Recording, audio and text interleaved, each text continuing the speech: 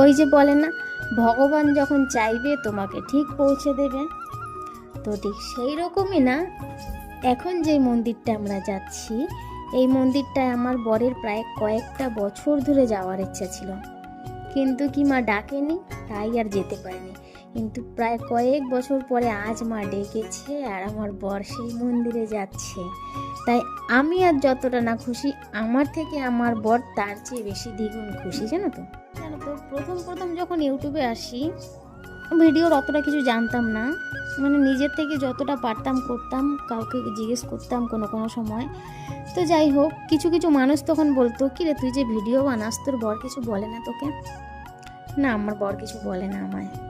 তো ভিডিও কিছুদিন পরে আবার বলে, ভিডিও যে বানাচ্ছিস কত টাকা পেলি? আমি এখনও টাকা পাইনি।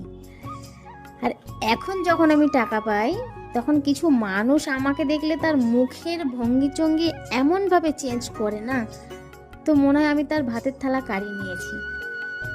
তো তাই ভাবি, যখন পয়সা পেতাম না তখন আমায় নিয়ে ঠাট্টা করতো, আর এখন যখন পয়সা পাই আমাকে দেখে হিংসা করে।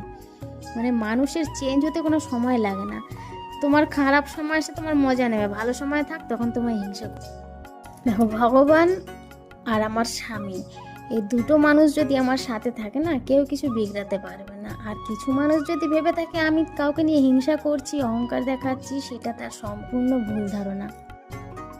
তো আজ যে আমি এতটা আসতে পেরেছি, সম্পূর্ণ উপরওয়ালার আশীর্বাদ আছে, তোমাদের ভালোবাসা আছে, আর আমার বরের সাপোর্ট আছে, তার জন্য আমি এতটা আগাতে পেরেছি।